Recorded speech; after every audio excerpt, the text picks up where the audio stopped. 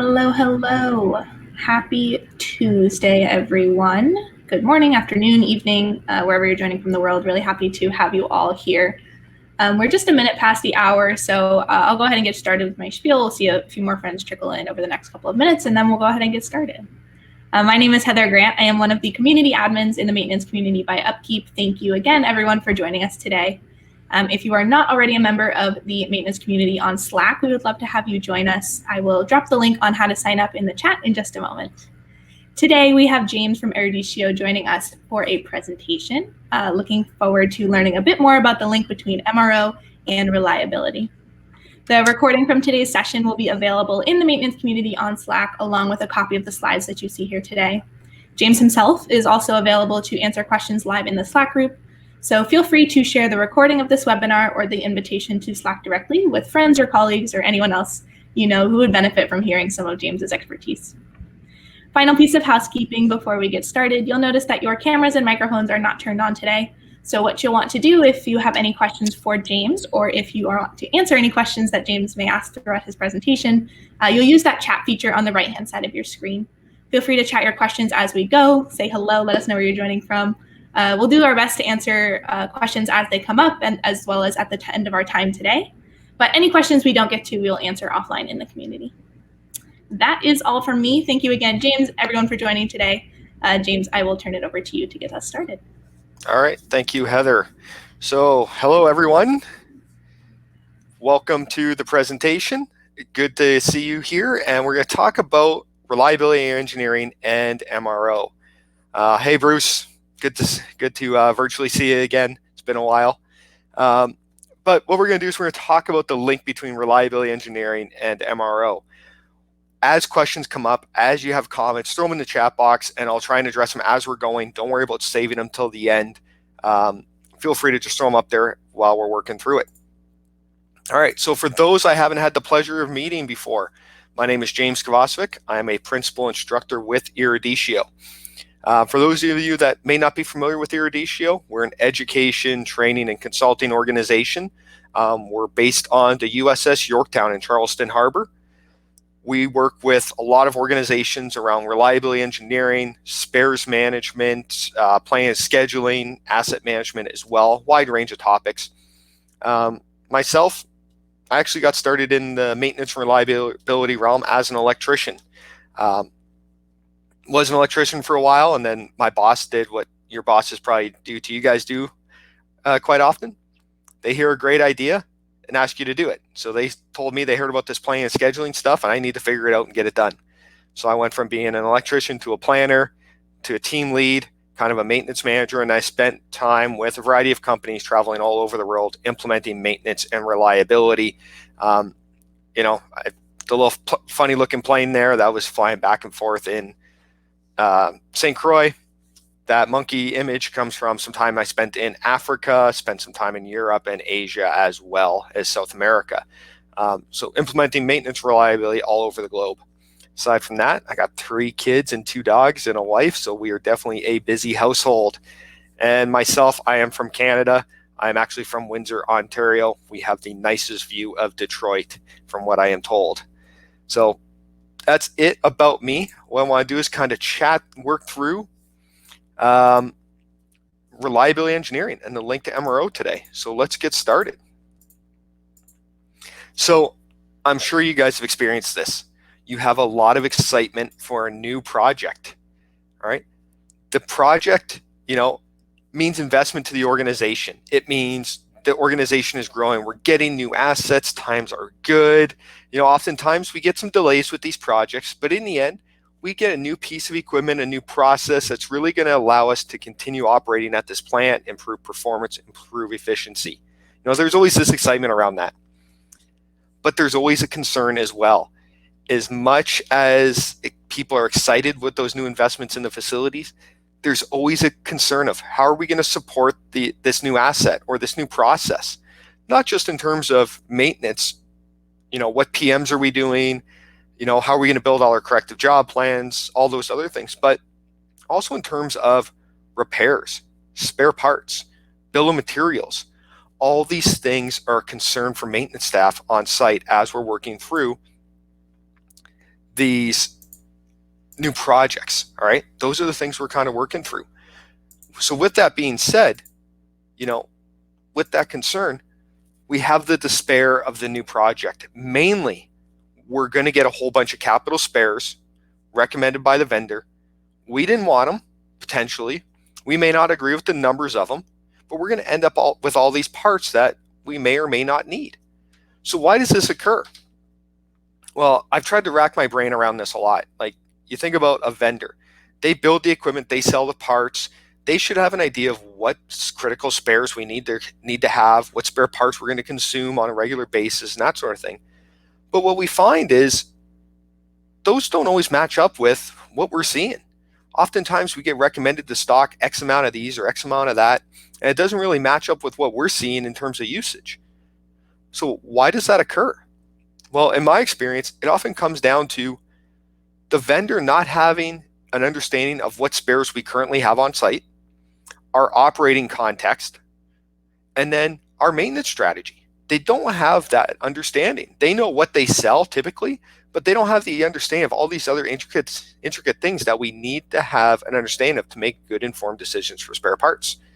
So instead, they provide us that generic list of parts to everyone who has purchased the same machine, regardless of where or how it's used. Now, in my experience, most organizations, the capital team purchases those recommended spares and hands them off to the storeroom without any consideration to what's already in the storeroom. How are we going to manage this equipment?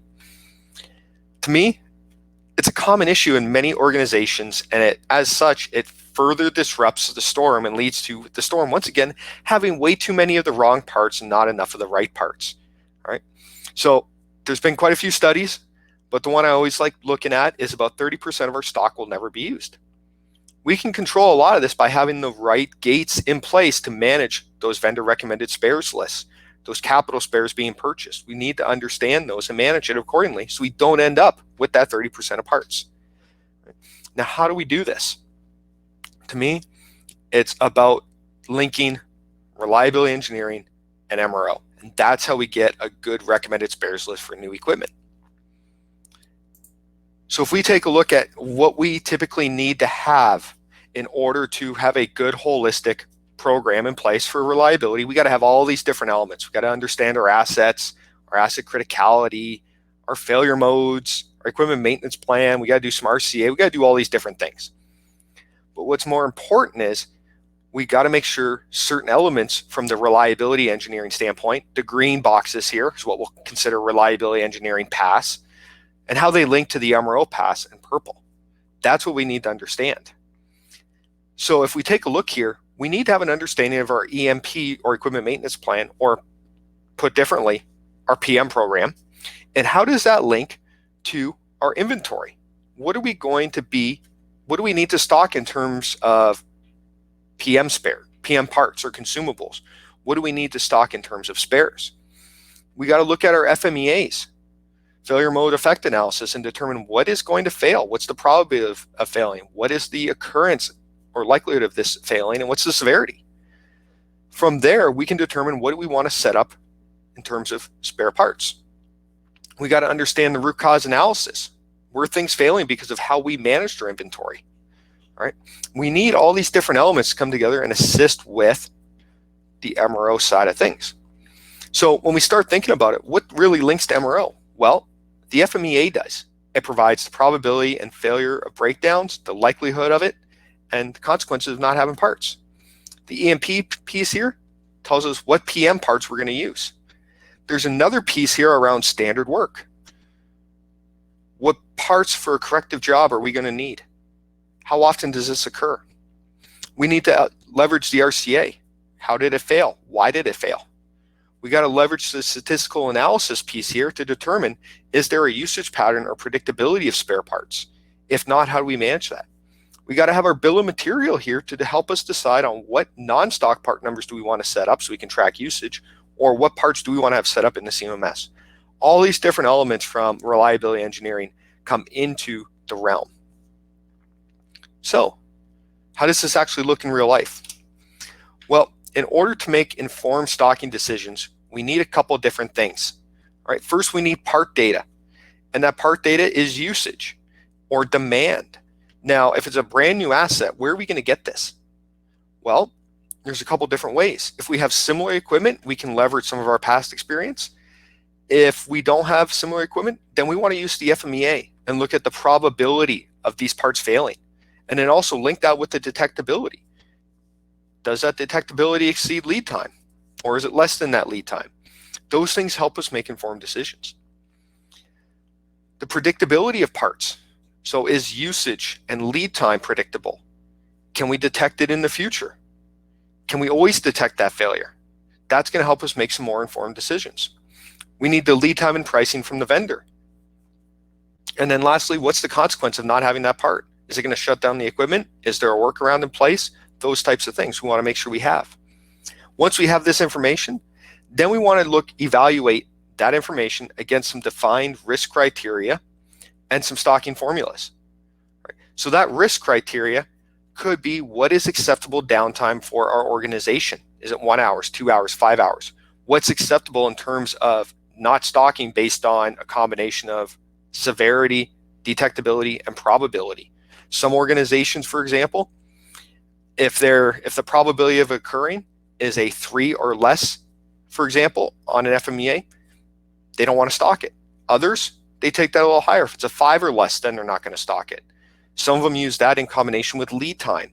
So you need to determine what is your risk criteria and risk appetite for a business, and then use some stocking formulas. Now, we covered that in the last webinar I did, and we'll cover it briefly again today, but we need to then use that with our stocking formulas to determine what is the right min-max. If we do all this correctly, we're going to get the right part at the right time in the right quantity at the right place. Right? A lot easier said than done. There's a lot that goes into it to making it work and getting good, useful data here for that part data. Now, when we think about really what reliability engineering has to provide to the storeroom or the MRO function, they need to provide some answers. And this is going to allow us to rank each part against that risk criteria and formula piece. The first question MRO always has is, what happens when a component fails? Reliability engineering has to be able to answer the consequence of not having that spare. Partial loss, full loss, no loss, rate reduction, whatever it is, we need to know that. Is there a workaround? So maybe we might not have this specific bearing, but we have this other one that we can substitute in place without severe reliability consequences. That's good to know. Can we substitute that spare part? Is there a process workaround where we can put in a temporary pump? We need to have an understanding of these so we can make informed stocking decisions. Then we need to understand, how does the component fail? Can we detect the pending failure so we can order the part on demand? If it is an electronic component and there's generally no lead time to failure, we can't detect with predictive maintenance or other things that this thing is going to fail, then we have very little lead time or very little detectability, and therefore we need to have it on hand. We can't order on demand. But if it's a bearing where we can detect failure starting to occur 3 months in advance with vibration or ultrasound, then from there we can order on demand. Okay. And lastly, how often is this component likely to fail? So, for example, if we have this individual component, a fleet of them, for example, of 30 of them, and we see one failure over 30 operating units a year, okay, we're going to consume roughly 30 per year. Now, if each one of those operating units experiences 2 failures a year, then we're going to expect to see 60. With that, we can estimate what our usage is going to be and set an established right min-max. In addition, will the consumption be random or will it be predictable? Are we going to consume a certain amount every 3 or 6 months, or are we going to have no predictability to when this usage occurs? So that means we got to make sure we have stuff on hand. These are the questions that we want answers from reliability engineering. Without these answers, we may not make the most informed or data-driven decision. And as a result, we might not have the parts that we need to, or might have the wrong parts, or not enough of the right parts. Hey, James. Just a clarification question from Brian here. What does MRO stand for? Good question. So I have heard about 4 or 5 different definitions. I have heard maintenance, repair, overhaul, maintenance, repair, operations. Those are the primary 2 that you typically hear. So maintenance, repair, overhaul, or maintenance repair operations, but it generally refers to the parts to support those activities. All right, so these are the questions reliability engineering has to answer. So how do we go about doing that? Well, before we get into the details, I gotta make sure everyone understands what a failure mode is first, all right, because that is critical. So a failure mode, from a simplicity standpoint, I'm going to speak in simplicity because I'm a simple person. I like it when it's clear cut, and I find, explaining failure modes can be difficult at times.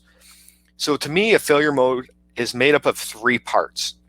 Now, if you're an SAP user or a Maximo user, these will probably sound familiar, but part problem cause or object damage cause. We combine those 3 elements and we get a pretty good failure mode. So in this example, our part is a bearing. Now, as you're well aware, you can see different types of problems and damages on bearings, like seized, worn, damaged, corroded, so on and so forth. Even if we know a bearing was seized, that is not enough for us to make an informed decision on what we want to do about it. Why? Because seized can be a result of many different things. Lack of lubrication, misalignment, overhung load. What we got to do is we have to understand the unique failure modes we're trying to mitigate. So a bearing seized due to misalignment, how we're going to mitigate that is very different, and our detectability to that is very different than, say, lack of lube or overhung load. Same thing if we have a bearing that's worn due to contamination. It's going to be a very different probability and detectability due to improper lube type. We need to have an understanding of these things so we can make informed decisions, all right? So once we have this understanding, then we can leverage one of our favorite reliability engineering tools, which is an FMEA. Now this FMEA, you can see we have our unique part, the problem, failure, or the reason, cause, listed down. We see here we have a severity, occurrence, and detectability ranking. 8 meaning in severity, it's pretty severe. We're going to shut down the plant. Occurrence, 4, how often does it occur? Likelihood or probability? 4 is a little bit lower. Maybe that's once a year type event or once every couple year event, depending on what industry you're in. Detectability, 6. That tells us we have some detectability of an impending failure, but not a huge amount. Now, with all these different things, we can start to make some informed decisions. So with this bearing corroding due to moisture, what can we do to mitigate that? Well, we're going to redesign those. Okay, perfect. But how much does that reduce that occurrence? If it reduces the occurrence a lot, now we might not have to stock it. But if it doesn't change the occurrence level with that high severity level, we may have to stock that part now. So by using an FMEA, we can look at the overall consumption of an individual part. This bearing for the backstop, for example, we see there's 4 failure modes that's applicable to it. We see our occurrence is 4 across the board for each one of these. So if 4 means once a year, we're potentially, and once again, hypothetically, potentially can consume 4 of these per year. Now, if this 4 represents once every 10 years, we're not going to consume that much. We're not going to consume once a year, hypothetically. So therefore, we may not need to stock it. All right. And that's why you have to have these risk frameworks with those stocking formulas built with reliability engineering, as well as the other stakeholders within the team to understand how we want to manage these parts. Once we have the FMEA, we know what we're going to do about these individual failure modes. We then may look to an equipment maintenance plan. And this equipment maintenance plan is going to call out all the PM checks that we're going to do on this individual asset. So you can see here, we're going to address a failure mode for a pump shaft seal that won't contain the slurry due to worn packing. What are we going to do about it? We're going to inspect a pump shaft seal for excess leakage. It's a running check and so on and so forth. But what happens if it is leaking? Can we allow it to continue to leak, or do we need to replace it immediately? That's going to inform us and say, hey, we may need to stock this bearing. You can see this one here, pump bearing fails due to improper shaft alignment. We got to replace the pump bearing. Therefore, we're going to need a bearing. So we're going to have to keep that one. Okay. This one here, we're checking bearing running temp. We may need to stock a bearing, depending on what that usage pattern looks like, if it fails frequently, if there's a high severity. So this equipment maintenance plan summarizes all the PM or PDM tasks we're going to do, identify any supplies, for example, the oil sampling kit, which we know we're going to have to stock because we're consuming at least one every 30 days, but also potentially bearings and other things that we're going to need on a regular basis. So this can help inform our stocking decisions. The next tool that we want to look to is a maintenance task analysis. And this is, to me, a further evolution of that equipment maintenance plan we just looked at, because it's not looking at just preventative actions, it's also looking at all the corrective actions. As such, it's a lot more involved. It's a lot of work. But what it does is it gives us a tremendous amount of information to make informed decisions. Here you can see, for example, that we have a water pump and we have to remove and replace the coupling, right? So you can see here, we do their task breakdown, all the different activities to be done. How long is it going to take? What's the frequency that this is going to occur? How much time is required for each person at each skill level? Hasn't answered our question yet on what parts to stock, but it has told us what the frequency of task is. So we got an idea of how often are we going to actually have to perform this coupling replacement. The next worksheet in the maintenance task analysis tells us what parts are we going to need. You can see here we might need a shaft because it's not required, it's optional. So that tells us if we allow it to run too long, we'll have to replace that shaft. It tells us we will need a coupling with the number and a shim pack with the number, and we may or may not need a guard. So it tells us that at that frequency, we are going to have to consume at least one of these couplings and one of these shims packs, with a potential use of a shaft and a guard. It also shows us what's the tools and test equipment we may need, or what facilities may we need to manage the parts. Now, this is repeated over and over and over for every single preventative and corrective task. One, it forms the foundation of a good job plan library, helps get your PM program up and running with new assets, but it gives us that indication of what parts we're going to consume at what frequency, right? We're going to do this for all the different activities on that particular pump, and you can see that we have a remove and replace that we just went over. There's an inspection. There's an alignment that we may have to perform. We can see the frequency there. We can see what are we going to need? A shim pack. So we may need shim packs now at this frequency and this frequency. So it's going to highlight all the different things that we're going to need at what frequency. From there, then we have to establish our stocking levels. Right? With that being said, there's two ways we're going to manage our parts, and we kind of alluded to some of this before, but we haven't talked about it yet. There's two ways we're going to manage our parts. One is reorder point planning. Right? These are for this way reorder point planning is we have a min, we have a max, we may have a safety stock as well, but we're going to manage our inventory on a min-max basis. Right? We're going to hit this reorder point here.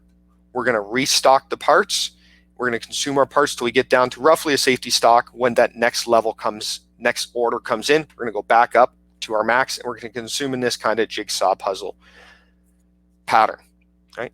This is good for parts that, we don't have a lot of detectability, or there's a very long lead time, and that lead time exceeds our detectability windows. This is how we're going to manage those types of parts. There's other parts where we're going to have great detectability, right? And that, when we have great detectability, when we can forecast usage, when we can predict usage, we want to use something called demand-based planning. Now, demand-based planning is simply, we're going to use our CMMS, whether it's SAP, Maximo, Upkeep, and a whole host of others.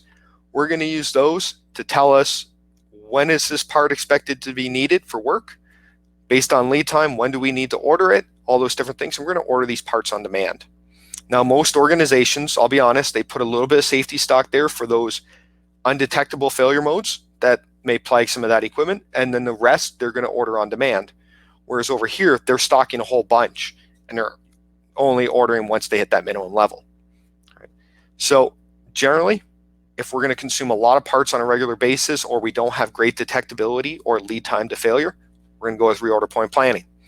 If we have a lot of parts that good detectability, we have good PMs and predictive maintenance routines in place, that sort of thing, we're going to start over here with demand-based planning with a little bit of safety stock, just to make sure we're hitting all those failure modes, even if they're not detectable. All right, Hector, I have a question. Do you recommend to start this MRO process to the critical equipment? This is a tough question. Reason being is there's a lot of things you can do at a storeroom level that'll impact overall. Or if you have major downtime issues or parts issues for specific equipment, then you may want to focus on just that critical equipment. Oftentimes just optimizing min-maxes with some formulas and risk criteria makes a huge difference without having to go equipment by equipment initially. It's pretty easy to get some quick wins by using some of those generic approaches. If you want, we can definitely chat after and talk through your specific situation, and I might be able to give you a better answer. All right, so once we decide what we're going to do, we got to stock the parts. Here's some basic formulas. I have a 1-point lesson on this. I'll be more than happy to share with anyone who wants it. But we got to establish our min, our economic order quantity to get our max. So once we decided we're going to establish it, we're going to use our usage per year. Now, obviously, if it's a new piece of equipment, we're going to have to aggregate up the probabilities of all those FMEAs, or you may be using, for example, the maintenance task analysis and some of those usage frequencies to get this usage per year, divided by 365 times our lead time in days. That's going to establish that min level for us when we reorder. The economic order quantity, we're going to establish our usage per year, our ordering cost per order, and our inventory carrying cost. Now, ordering cost per order, it generally costs the organization a certain amount to prepare and process a purchase order. That's what that is. It'll vary anywhere from $50 to $150 in a typical organization. The inventory carrying cost, or holding cost, that is really the cost that the business pays to maintain that inventory. It's made up of taxes, shrinkage, loss, wages to manage that inventory, that type of thing. 20 to 30% typically is what you'll find in North America. So we punch all those numbers into that formula, we get our economic order quantity, and then to get our max, it's just pretty much our min plus our EOQ. So an example here, if we got a bearing that's $25, our lead time is 2 days, we consume 60 per year, our ordering cost is 75 and our carrying cost is 24%. Our min would be 1. We'd order 39 at a time to bring us up to a max of 40. All right. So if you want anything additional on formulas, I have a one-page lesson I can send out to anyone who's interested after. The next thing we need to do, especially if we're going to work with demand-based planning, is to set up those safety stock formulas. So there's 2 types of safety stock that we'll talk about. One is for predictable usage. So lead times are pretty consistent. Usage patterns are pretty consistent. We're going to use this one up here. That's a little bit easier. Now, if lead times or usage varies, or we don't have a good lead time to failure, safety stock for unpredictable usage is what we're going to do. And this K factor here is what % of coverage do you want that part to be? Meaning 99% of the time when I go to the storeroom, no matter what, I want that part to be there. Or is 85% of the time you go to the storeroom that okay? That's that service level. So then you'll substitute that service level factor or K factor into the formula and calculate your safety stock that way. You're going to want to use these for very critical parts or for demand-based planning parts. All right. So that's the first part of how reliability engineering really ties into MRO. For new assets, for assets we're not that familiar with, we're going to leverage those FMEAs, those EMPs, and those maintenance task analysis to give us probabilities, detectabilities, consequences for different parts, and allow us to make informed stocking decisions. Right? That's the first way. The next thing that we're really going to want to talk about is preventing failures in the storeroom. There are so many storeroom-induced failures. It's kind of embarrassing to admit on a regular basis, but there was a study done by A.T. Kearney, and what they reported is that about 12% of failures in the field or on the plant floor came from the storeroom or procurement. Right? Most of these come from bad storage practices, bad first in, first out processes, all these other things that we can encounter. So just because I don't want to punish the guilty, but how many of you guys store V-belts like that? We store them on a peg. Right? Is that a problem? It absolutely is a problem. If we're storing V-belts up on a little peg like that, a couple things happen. One, we start to create a weak and a flat spot on that belt from being hung on that little tiny peg. It creates that weak spot. The other thing is I have yet to see most organizations have a good rotation. So they put the new belts in the front instead of pulling everything off and putting the new belts to the back. So as a result, the oldest belts are always at the back. And when we finally do get to those, it's going to be in a very painful time and they're not going to work for us. All right. So belts, we need to store properly. That is not the right way. Bearings. How many people have their bearings outside of the original packaging? And how are we storing them? Are we laying them flat? Or are we standing them up? Sounds silly, but those things make a big difference. Original packaging is going to keep contamination out. It's going to keep the grease or lubricant in a good condition. And if we're laying it flat, we're not going to introduce false Brinelling to the bearings, which could be a major issue if they're sitting there for a long period of time. Then, lastly, gaskets. Are we storing gaskets like this? Once again, could we introduce a weak spot or a flat spot on that gasket so it no longer works? We need to leverage the reliability engineering function to help us address these storm-induced failures. All right. Now, I'm not going to make you learn the hard way and go through all these learning experiences personally. We have some generic recommendations. All right. The first is if it's a rubber product, O-rings, oil seals, cylinder cups, those types of things, it's generally a 2-year shelf life, or if there's no manufacturer data. We want to keep it in original packaging. Adhesives, generally 2 years. Lubricants, depending on if it's water-based or high additive, or if it's standard, different shelf lives if there's no recommendation from the manufacturer. Gaskets, 5 years under ideal storage condition, as little as 2 if not. Belts, 2-year shelf life typically if we're hanging them up on those pegs. What we want to do is we want to lay them flat to prevent the formation of weak spots when hung. Bearings, 8-year shelf life typically. Reason why? All those lubricants are going to degrade over time. All right, so if we got bearings sitting on the shelf for more than 8 years, we got a major risk of having corrosion and various other things happen to those bearings because the lubricant loses its ability to protect that bearing. The other thing, or before we jump off this, one other thing I've seen very, very interesting with belts is that some organizations are actually reading the manufacturer's date codes and putting those date codes on the date of manufacturer on the belt and then the date to dispose of it. So some organizations will not keep a belt older than 5 years. They'll not accept a belt from the distributor unless it's newer than 2 years old. So you're doing that to manage those parts. And then also the first in, first out rotation. Take the oldest parts, put them in the back, or newest parts in the back, oldest parts at the front. That way we're always pulling the oldest parts first, so we're never actually hitting any expiration dates or shelf life dates with those parts. The other thing we need to be doing is making sure we're PMing our spares. Right. So there's lots of different pieces that we need to manage to perform maintenance on our spares, but motors is a pretty good example. If we don't rotate a large motor and it's sitting there for an extended period of time, we're going to get false Brinelling on those bearings, flat spots. So when we go to operate that motor, it's going to fail prematurely. It's going to have a reduced life. Motors, we want to turn that shaft 1 1/4 turns every quarter, typically.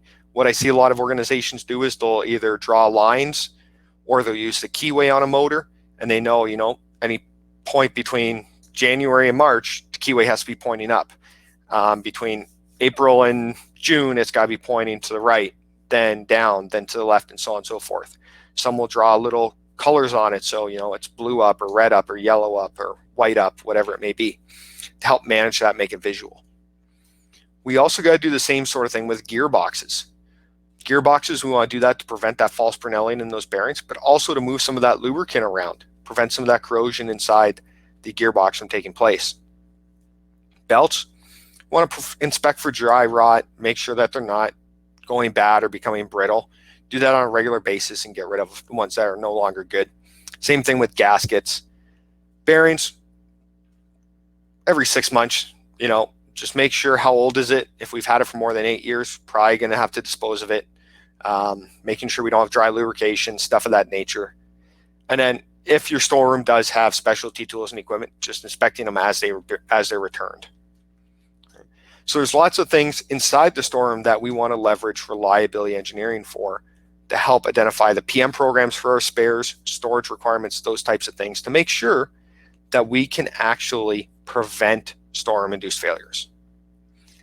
Now, the last way that reliability engineering is going to help with storerooms is we're going to design for reliability and maintainability. Right? What that means is standardizing our parts. So if we're doing this well, we may not have 3 or 4 different style pumps or 4 or 5 different models or makes of the same pump. We're standardizing where possible. This means we only have to carry 1 or 2 extra parts as opposed to 5 or 6 different SKUs with 30 or 40 different parts. Right? That standardization goes a long way, but it starts in the design phase. So that's why we really want to see reliability engineering and maintenance engineering get involved in design early on. When we can standardize, we reduce all those parts we have to carry. Some organizations, for example, will just standardize on a single PLC. Others, I've seen it where they standardize motor sizes, where you can't have any motor size.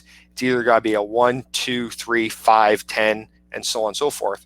There's no 7.5s, there's no 8s. It's 5 to 10, and that's it. So they do that to minimize the amount of spares they have to carry. So these are all different elements that we want to see coming together that really link reliability engineering to MRO, which allows us to stock more of the right parts and less of the wrong parts. Now, when reliability engineering is not generally involved with the storeroom, what we see is a high rate of obsolete spares. So spares that are no longer needed, they're on site, but we don't need them. We have a lot of slow-moving inventory. We're not turning over stuff, which means we're stocking too much of the wrong stuff. We see a lot of storeroom-induced failures, right? Motors and belts and various other things not lasting nearly as long as it should. We have excess downtime because we got all these parts over here that we never use, but we don't have any of the parts that we actually need, right? Because storerooms making assumptions without good data. With the result of that, generally, we have about 30% of our stock that will never be used. Our mechanics are going to spend about 25% of their time looking for parts. The lead times are wrong. Our min-maxes are wrong. And as a result, we don't have the right mix within the storeroom. The other thing you'll see is you'll see extra parts in the storeroom that we don't need. We'll have the wrong parts. We'll have damaged parts. And when we really need to actually use that spare, then we got a problem. So how do we address this? Focus on preventing storeroom-induced failures first. If you're in the storeroom, then let's focus on preventing the damage occurring within the storeroom. All right, so that means storing your belts properly. Now, we can't always lay our belts flat. So what some organizations have done, they've been pretty creative, and they've taken those pegs that they're storing V-belts on, and they've put pool noodles over them. So the big foam noodles for pools, they put those over it so it creates a wider radius for the belt to rest on, and it reduces the risk of getting those flat spots. I've seen organizations use those hose reels so they can put the belts over those to make sure there's a nice big radius again, so we're not getting that small flat spots. So those are things we can do. Rotating the motors. We want to prevent those storeroom-induced failures. Control what we can control immediately. What does SKU stand for? Stock keeping unit. So it's the individual item number or part number that you have in your CMMS. So for example, a 6206 bearing might have a specific part number in your organization. That part number is a SKU. Andre, what is the main difference between a reliability engineer and a maintenance engineer? Good question. All right, so I'll come back to that in a moment, all right, because there's a couple things I can say to that. Next thing, we want to get the reliability engineering team engaged early in the CapEx process or in the capital expenditure process. Really look into how do we standardize our parts with what we already have on hand where possible. When we do want to start working on our parts in our storeroom, our existing parts, let's focus first on the low turn, so low consumption, high cost parts. That's going to allow us to develop some pretty quick wins, some pretty quick returns, and manage those quickly so then we can focus more on some of the harder problems.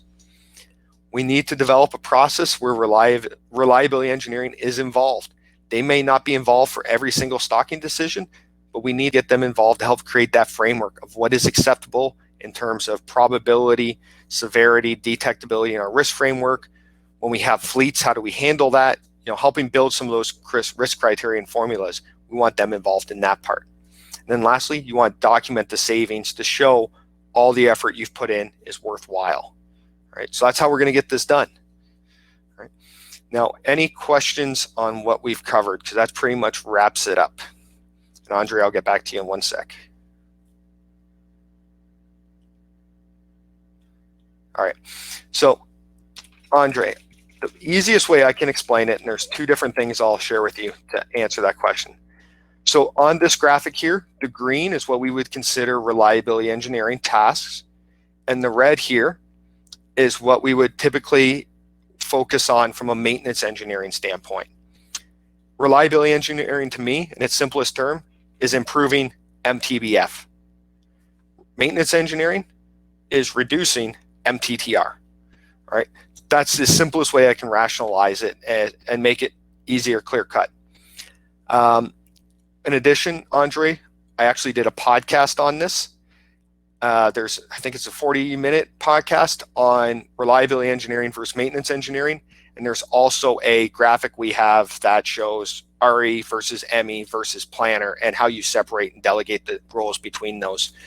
We can make that available for you or anyone else that's interested in it. All right, next question. Please clarify a bit about low turn, high cost. Okay, so if you're using certain CMMSs, you should be able to see what is your inventory turns on it. So how often are you consuming that part, that type of thing. So if we see an inventory turn of less than 1, that means we're consuming it less than once a year. All right, if we see turns greater than 1, it's generally more than once a year. What we want to do is we want to focus on the parts that aren't consumed very much. So parts that are consumed very, very rarely, that are high cost, high price. So for example, if I have parts that have a stock turn of less than 0.5, but are worth more than $10,000, I'm going to focus on those first because it's a high cost part. And there's a high risk of obsolescence. There's a high risk of it going bad before we need it because it's being used so infrequently. All right. What does EOQ stand for? Economic order quantity. What that is balancing all these different costs from a storm perspective. So it's balancing our ordering cost and our carrying cost. It's forcing us to make a decision on what is optimal and what's the balance based on usage and carrying cost to establish what that economic order quantity is. All right, I would like to know more about APM if possible. Can you add some insights on APM? Asset performance management. There's a lot to that. If we have a good APM system, that would give us insights into equipment condition, which would then allow us to make more informed decisions on do we stock, do we not stock, do we proactively order or not. It would help us with that. Don't know if that's going to answer the question because APM is a huge, huge topic, but let me know if that helped. What are good indicators that my company needs a reliability engineer?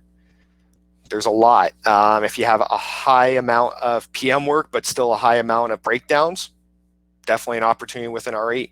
If you don't have a good handover process or you have new assets coming in that are not what they should be, that would definitely be another indication. There's a lot that can go on there, Omar, around do you need a reliability engineer? My recommendation is we have that little pamphlet I mentioned of reliability engineer versus maintenance engineer versus planner. I can send that to you. Take a look at the reliability engineer column and see if you're doing those tasks. And if you're not doing those tasks, then it might be an indication that you need an RE.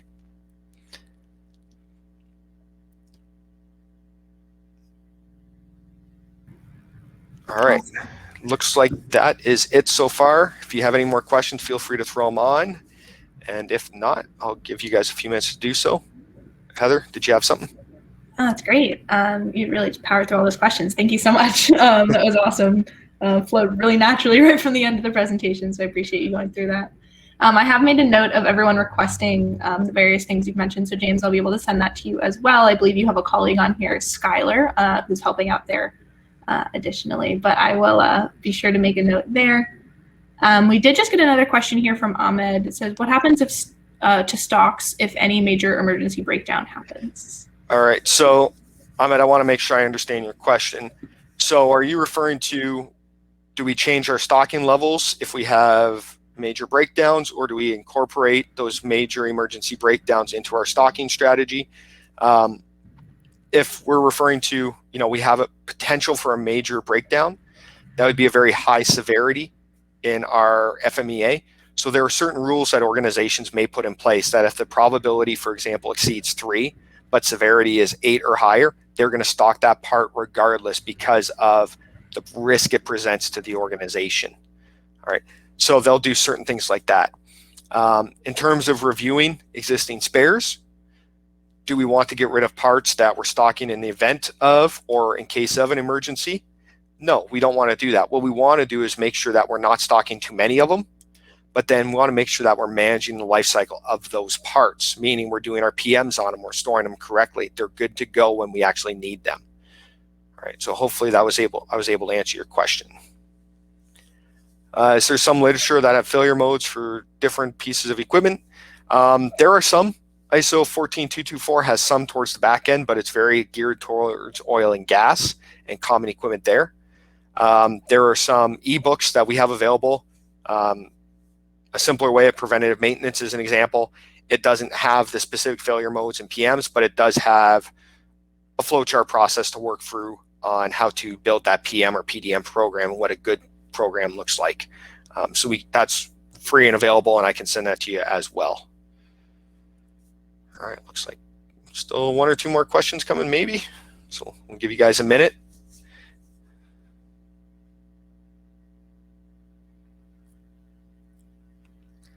Is there any stock value to maintenance or breakdown costs? Good question.